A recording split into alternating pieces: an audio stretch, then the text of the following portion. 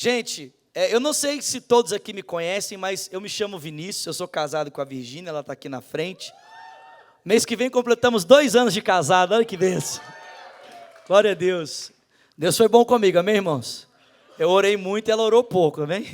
Se você vê, a minha esposa é muito bonita, né? Mas o irmão aqui não ajuda muito, né? Mas o Senhor foi maravilhoso comigo, amém? Com ela eu já não sei tanto. Mas estávamos em Belo Horizonte, já servindo ali na Lagoinha, em BH, já por 16 anos, 13 anos de serviço pastoral. Fomos enviados para cá agora, para estarmos servindo aqui. Mas o meu início de trajetória ministerial ali em Belo Horizonte foi exatamente no Carisma. No ano de 2002 eu fui a BH, participei de um congresso de louvor e adoração, e ali eu fiquei sabendo dessa escola, e eu fui tão impactado pela proposta de ensino do Carisma, que em 2003, então, formado já no ensino médio, eu larguei tudo e eu fui estudar no Carisma. E, irmãos, o Carisma impactou a minha vida, impactou a minha história, amém? Quantos estão aqui falando assim, cara, eu preciso de algo novo na minha vida? Levanta sua mão. Então vem fazer Carisma, meu filho, amém? Vem fazer Carisma, vem aprender da palavra de Deus, amém? Vamos abrir a Bíblia, por favor, em Efésios. Efésios capítulo 1, nós vamos ler aqui a partir do versículo 3, Efésios 1, versículo 3, eu quero conversar com você essa manhã sobre o seguinte tema: isso vai te empolgar. Pelo amor de Deus, gente, me ajuda, amém? Vou falar de novo, amém? Isso vai te empolgar. Agora sim, amém? Irmão, vocês estão parecendo presbiteriano, estou brincando. Efésios capítulo 1, verso 3 diz: bendito seja o Deus e Pai do nosso Senhor Jesus Cristo, que nos abençoou com todas as bênçãos espirituais nas regiões celestiais em Cristo. Porque Deus nos escolheu nele antes da criação do mundo, para sermos santos e irrepreensíveis em sua presença. Em amor ele nos predestinou para sermos adotados como seus filhos, por meio de Jesus Cristo, conforme o bom propósito da sua vontade, para o louvor da sua gloriosa graça, a qual nos deu gratuitamente no amado. Nele nós temos a redenção por meio do seu sangue, o perdão dos pecados de acordo com as riquezas da graça de Deus, a qual ele derramou sobre nós, com toda a sabedoria e entendimento, e nos revelou o mistério da sua vontade, de acordo com o seu bom propósito, que ele estabeleceu em Cristo, isto é, de fazer convergir em Cristo todas as coisas, celestiais ou terrenas, na dispensação da plenitude dos tempos. Nele fomos também escolhidos, tendo sido predestinados conforme o plano daquele que faz todas as coisas segundo o propósito da sua vontade, a fim de que nós, os que primeiro esperamos em Cristo, sejamos para o louvor da sua gloriosa graça. Quando vocês ouviram e creram na palavra da verdade, o evangelho que os salvou, vocês foram selados em Cristo com o Espírito Santo da promessa, o qual é a garantia da nossa herança, até a redenção daqueles que pertencem a Deus, para o louvor da sua glória. Amém? Eu não sei o que empolga você, mas esse é um dos textos mais empolgantes do Novo Testamento. Quando você lê esse texto, principalmente nos idiomas originais, no grego, você vai ver o apóstolo Paulo quase que saltando de alegria em função daquilo que ele está compartilhando com a igreja. É verdade que a estrutura local em que Paulo está não poderia proporcionar ao coração dele essa empolgação. Quando Paulo escreveu essa carta, ele estava preso em Roma, confinado a um soldado que ficava ali constantemente com ele para o vigiar. Paulo era visto pelo Império Romano como alguém muito perigoso, pelo fato de a sua pregação solapar as estruturas do império. Mas esse homem, ainda que preso e ainda que acorrentado a um soldado, talvez em um momento muito difícil da sua história, por um ímpeto do Espírito, por uma inspiração do Espírito, ele começa a pensar nas bênçãos que Deus já havia concedido a ele em Cristo Jesus. E não apenas a ele, mas todos os presentes que Deus havia concedido também à sua igreja. E irmãos, pensando nesses presentes, e pensando nessas dádivas que Deus havia concedido a ele e à igreja, o coração de Paulo começa a ficar empolgado. Eu não sei se você já conversou com alguém que está muito entusiasmado a respeito de algo que ele quer falar, e essa pessoa fala quase que sem pausa, sem vírgula, sem ponto, devido à empolgação daquilo que está tomando o seu coração. É isso que está acontecendo com Paulo aqui. E o que o empolga? O que o deixa motivado?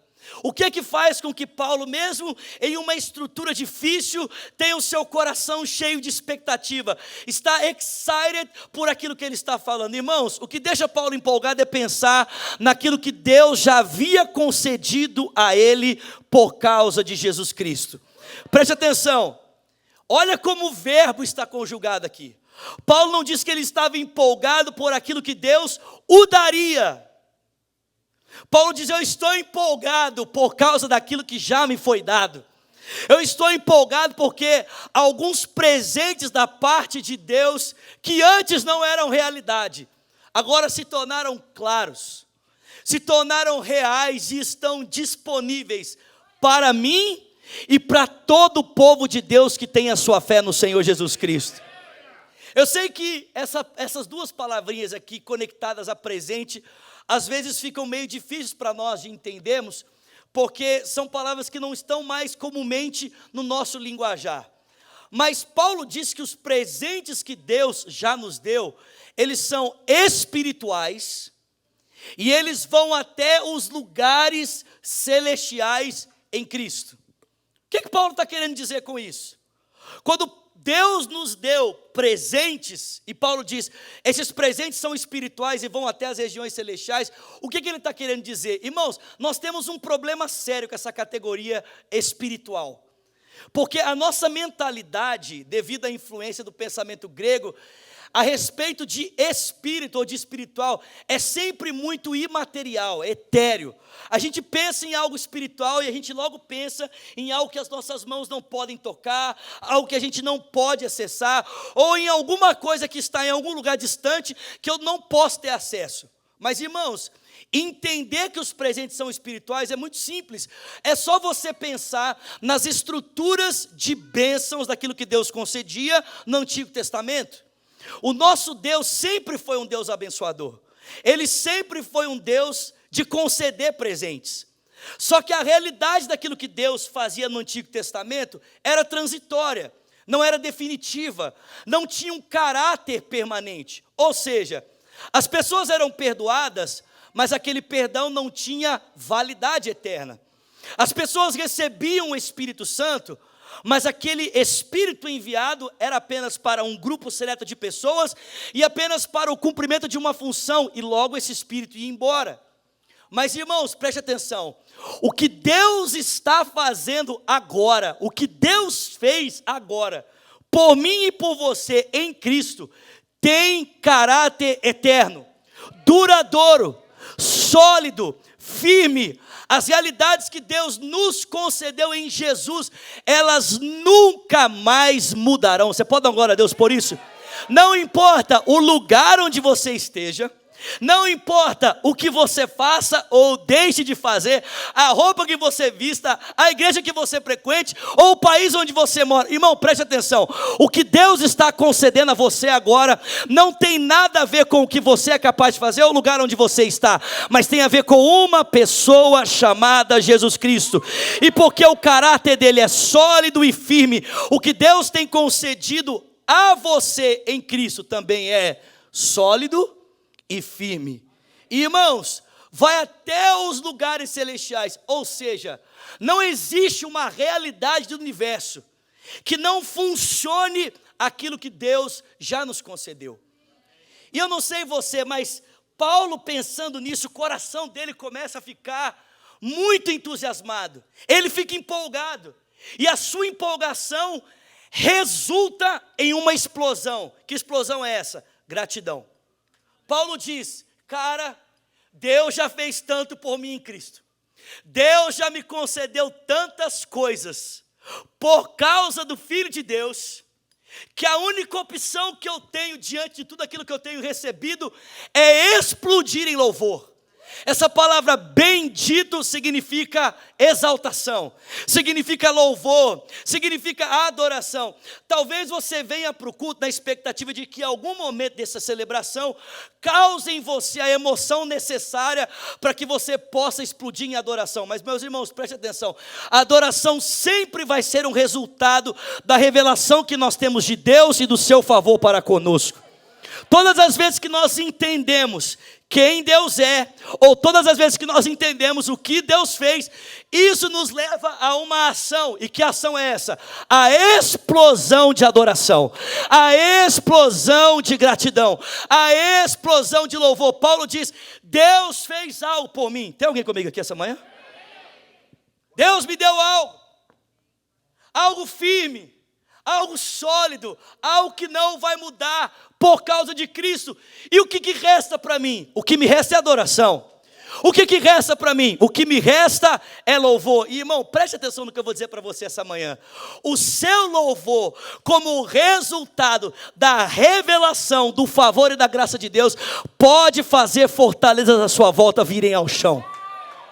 Por que eu digo isso? Eu digo isso para você por causa de Atos capítulo 16. Paulo e Silas estão presos, é meia-noite, suas costas cortadas,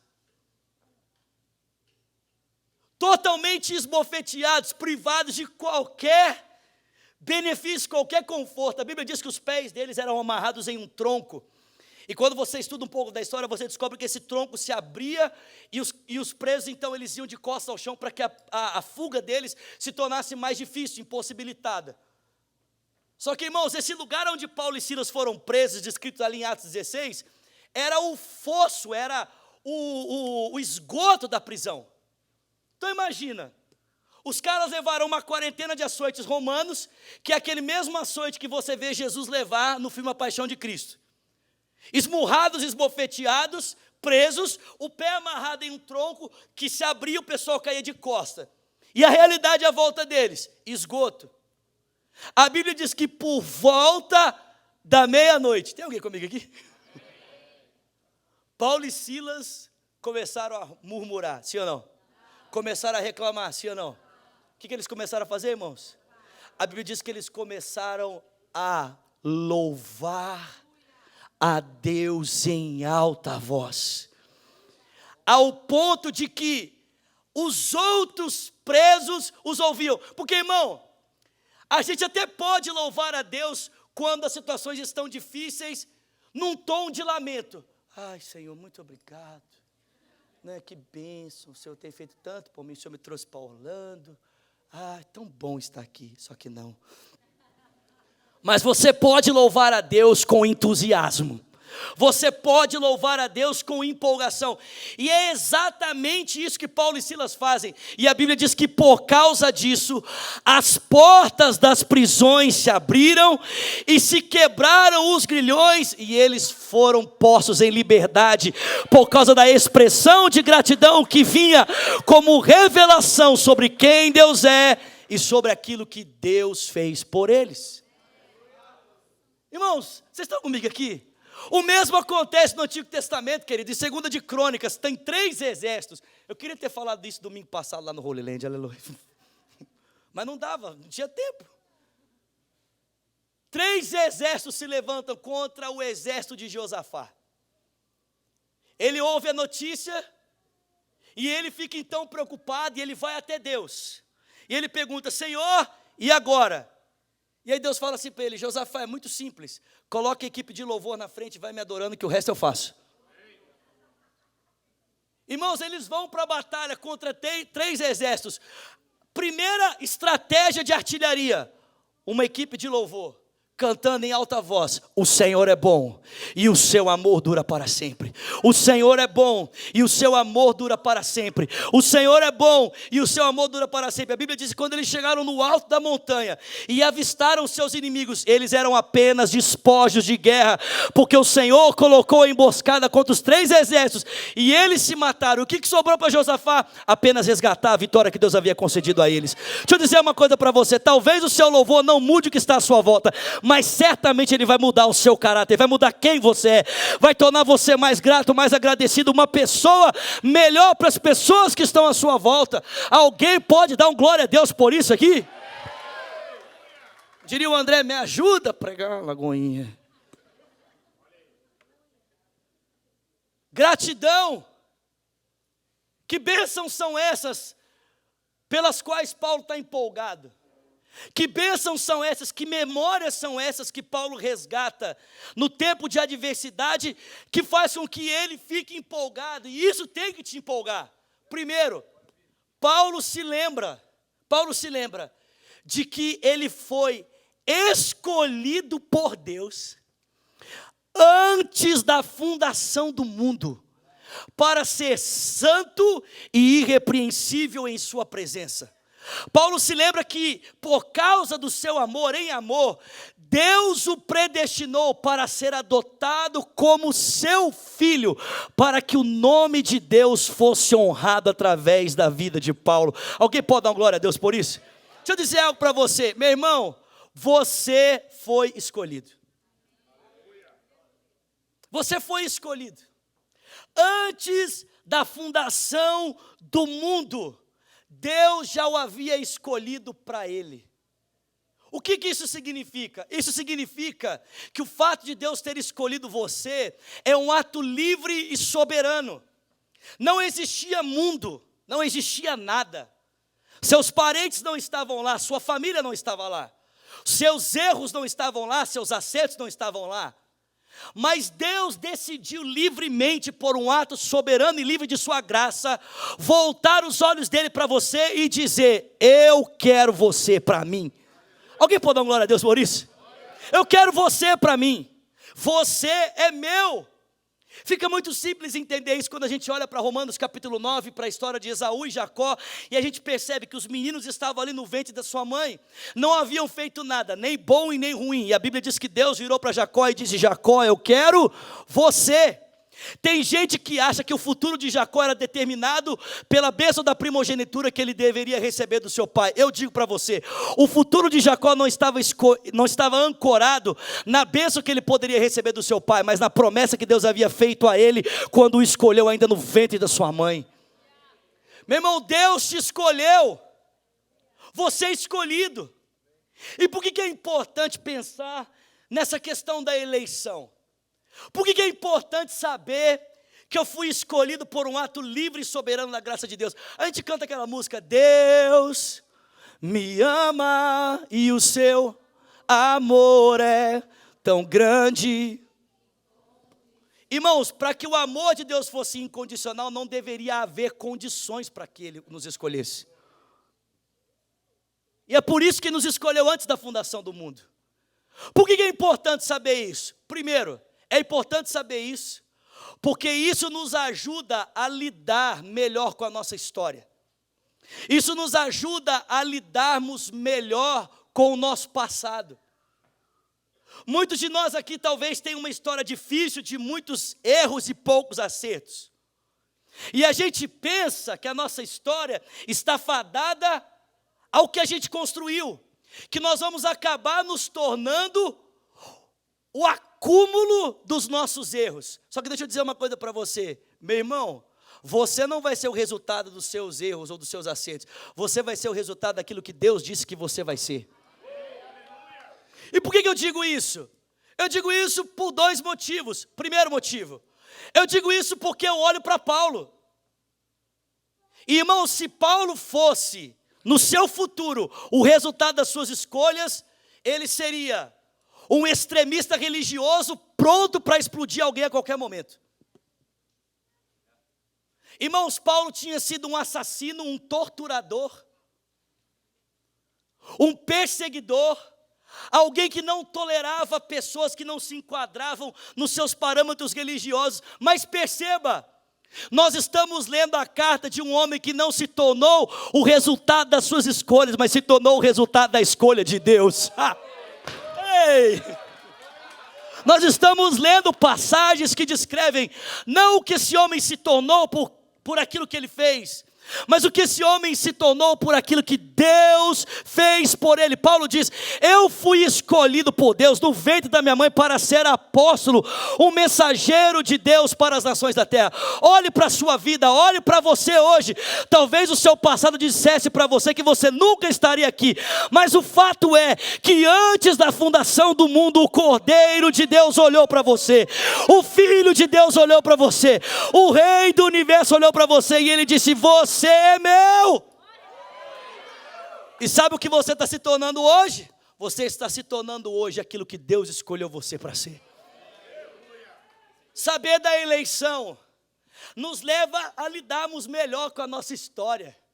A gente para de olhar para a nossa história, para o nosso passado com pesar, com resignação. Segundo, saber da eleição nos faz perceber o nosso valor. Nos faz perceber o quanto nós somos importantes. Você consegue entender isso? Deus escolheu você para Ele. Deixa eu ler algo para você aqui, algo que mexeu comigo essa semana, preparando essa mensagem. Escute isso. Max Lucado escreve isso em um dos seus livros. Nós somos pessoas importantes para Deus. Somos pessoas que têm valor para Deus. Se Deus tivesse uma geladeira, o seu retrato estaria na porta dela. Se Ele tivesse uma carteira, a sua foto estaria lá. Ele te manda flores todas as primaveras e um nascer do sol maravilhoso todas as manhãs. Quando você quer conversar com Ele, Ele sempre está à sua disposição. Ele poderia morar em qualquer lugar do universo, mas decidiu habitar no seu coração. Você ainda se lembra daquele presente maravilhoso que Ele te manda todos os natais? O filho dele que foi entregue pelos seus pecados? Entenda uma coisa e aceite isso, meu amigo: Deus é louco por você. Deus, Deus é louco por você. Ele te escolheu. Vede, irmãos, não são muitos os fortes, os poderosos, os de nobre nascimento que foram escolhidos. Não. Deus escolhe as coisas, as loucas. Deus escolhe as coisas loucas desse mundo para confundir as sábias, e Ele escolhe as desprezíveis para confundir as fortes, e Ele escolhe aquelas que não são para confundir aquelas que são, a fim de que nenhuma carne se glorie na presença de Deus. Você foi escolhido. O seu valor está no fato de que o Deus do universo escolheu você.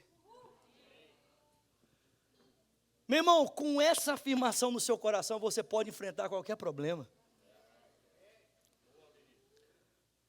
Quando Jesus foi tentado no deserto pelo diabo a respeito do seu valor e identidade, ele não apontou para a etiqueta da sua roupa e disse: eu visto Calvin Klein, Satanás. Dá licencinha, que eu ando de Zara. Sai fora, capeta, porque eu dirijo sei lá o quê. Moro em tal lugar. Meu irmão, quando Satanás foi tentar Jesus, a resposta dele para aquilo que estava sendo proposto a ele foi: arreda-te de mim, Satanás, porque eu sou um filho amado de Deus. Arreda-te de mim, Satanás, porque a minha identidade procede daquilo que meu Pai diz ao meu respeito. Muitos de nós estamos tentando construir o nosso valor naquilo que usamos, naquilo que temos, nos lugares que frequentamos. E aí aquela frase, né, que todo mundo conhece: compra o que não precisa com o dinheiro que não tem, para ser o que nunca vai ser. Nós tentamos provar o nosso valor pelo ciclo de influência com quem está à nossa volta, né? Aí, pessoas importantes que passam por aqui, André Valadão, passam perto da gente e a gente... Porque você quer se sentir importante pelos olhos do pastor. Você quer se sentir importante pelo pastor ter pegado na sua mão. Aí se o pastor não pega na sua mão, você se sentiu nada. Por quê? Porque a tua expectativa de valor ainda vem a respeito daquilo que uma pessoa pode dizer. Meu irmão, preste atenção no que eu vou dizer para você aqui essa manhã. O rei de todo o universo. Tem alguém comigo aqui essa manhã? Ei! O rei de todo o universo, Senhor da criação, decidiu escolher você, e você está vivendo de um elogio de uma pessoa? Acorda para a vida, meu irmão, você foi escolhido. Aleluia.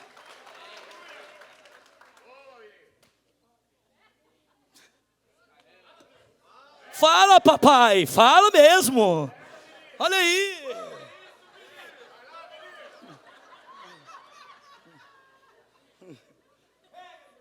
É isso aí.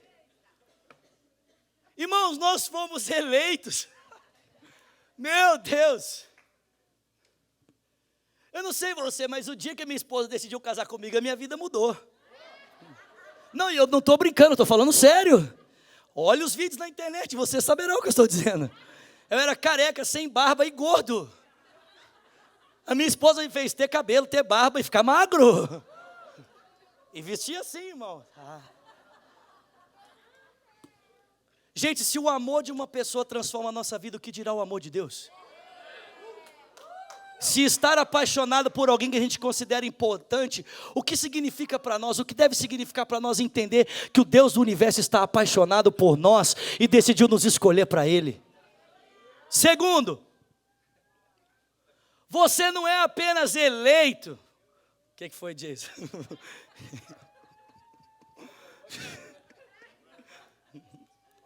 É a unção do riso, amém?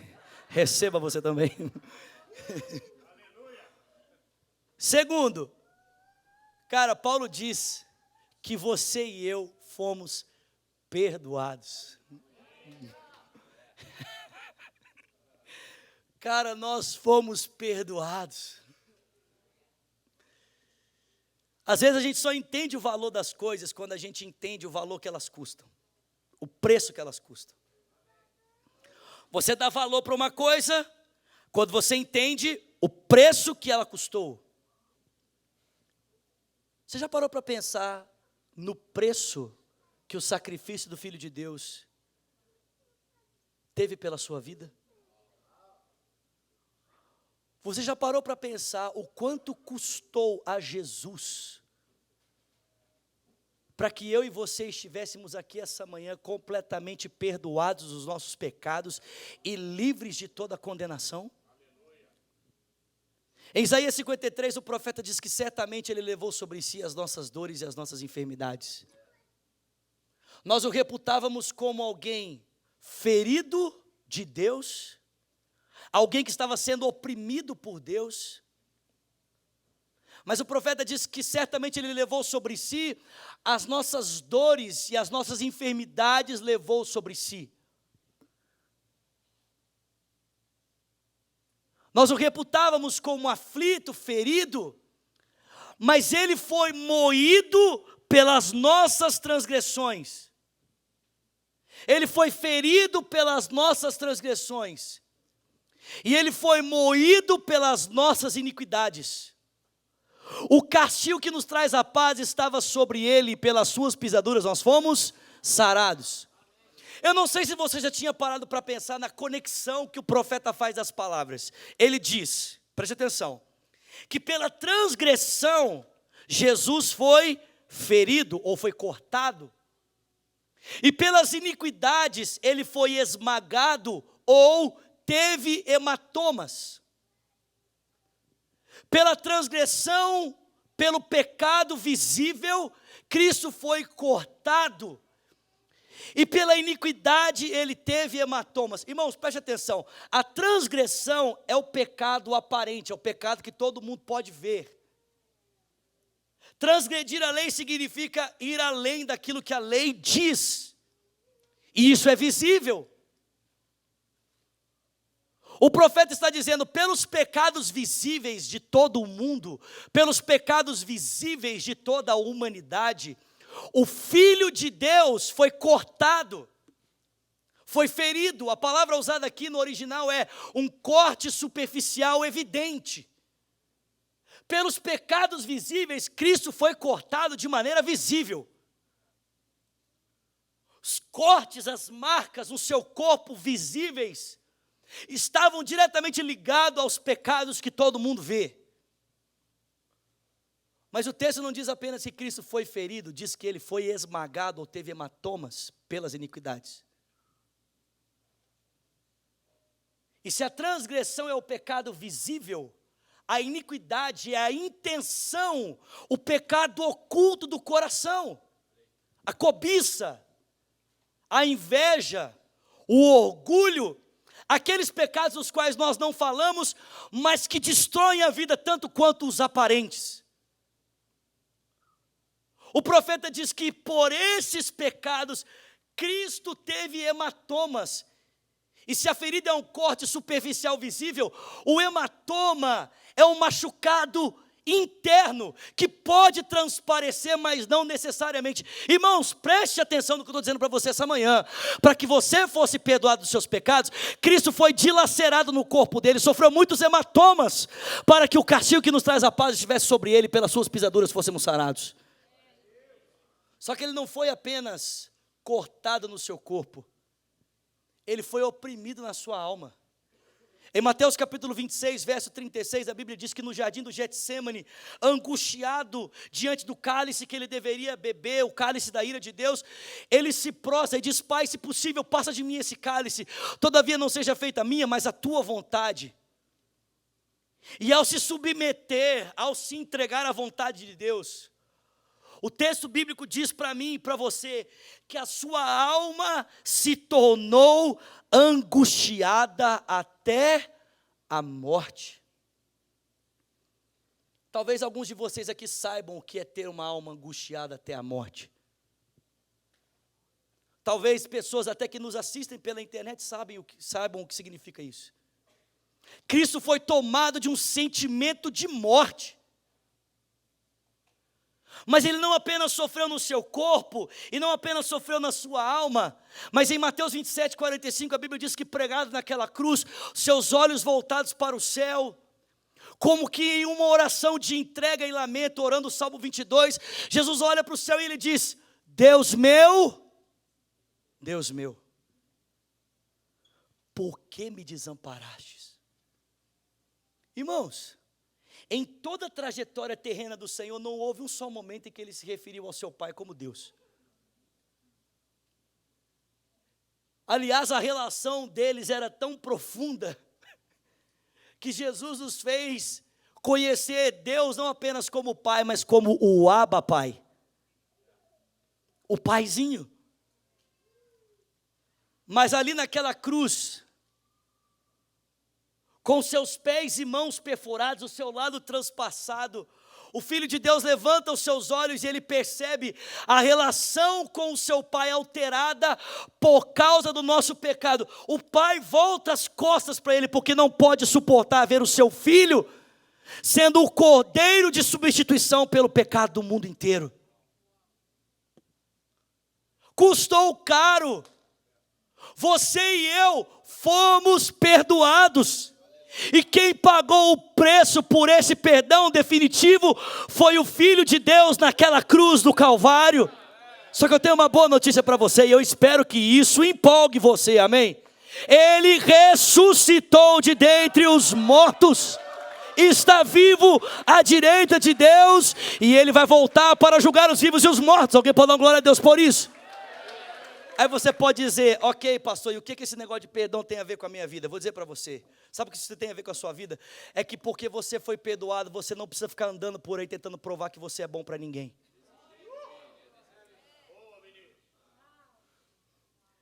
A gente vive por aí tentando provar para as pessoas que nós somos boas pessoas. Porque a gente quer que as pessoas olhem para nós como se a gente fosse bom. Mas, meu irmão, preste atenção. Você não precisa ficar vivendo debaixo desse julgo e expectativa dos outros, quando você sabe que você já foi perdoado por Deus. Você não precisa ficar tentando provar para os outros: eu sou uma boa pessoa. Escute isso aqui. Romanos 8:28 diz: o que diremos, pois, à vista dessas coisas? Se Deus é por nós, quem será contra nós? Aquele que não poupou o seu próprio filho, antes o entregou, como não nos dará juntamente com ele todas as coisas? Quem é que vai intentar acusação contra aquele que foi eleito, escolhido por Deus? Não é Deus quem te justifica? Quem é que pode nos condenar?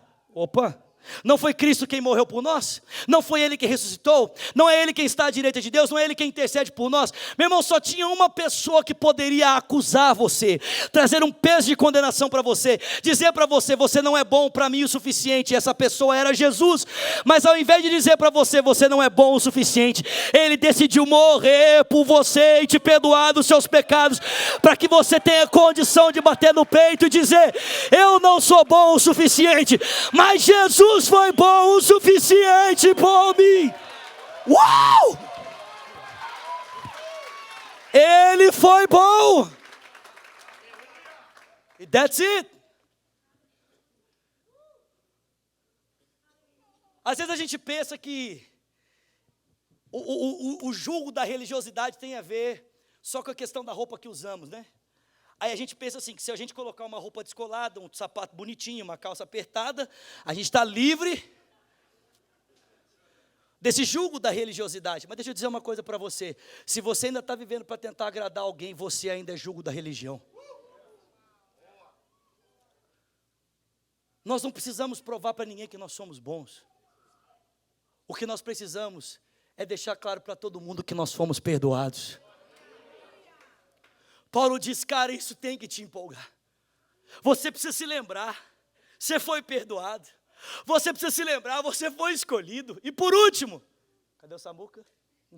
Come on, Samuca. Você precisa se lembrar: o Espírito de Deus veio fazer habitação em você. O Espírito de Deus veio a você como um selo. Tem alguém comigo aqui essa manhã?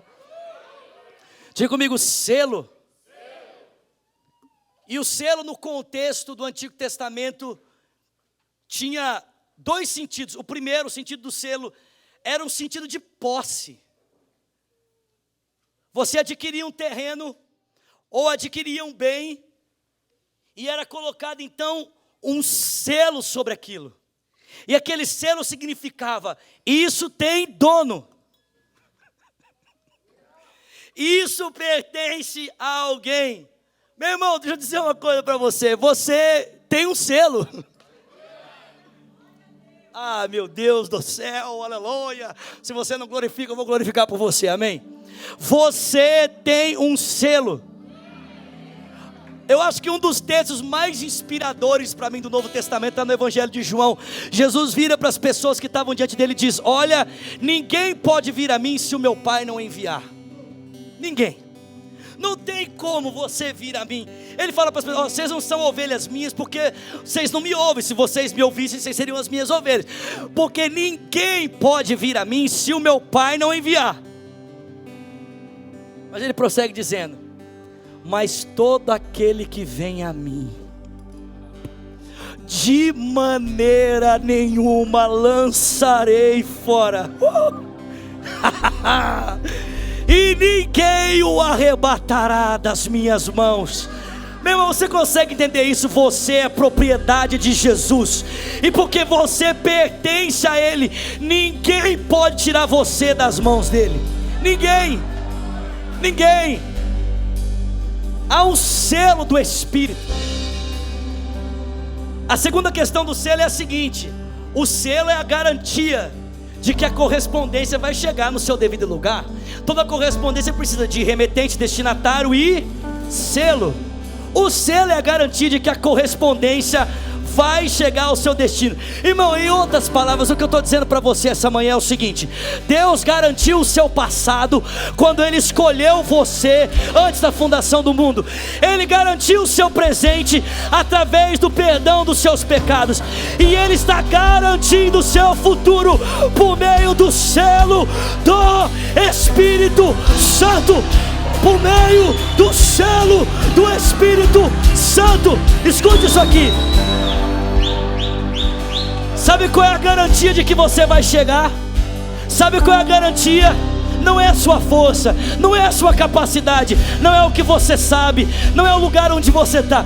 Meu irmão, a garantia de que você vai chegar se chama Espírito Santo de Deus.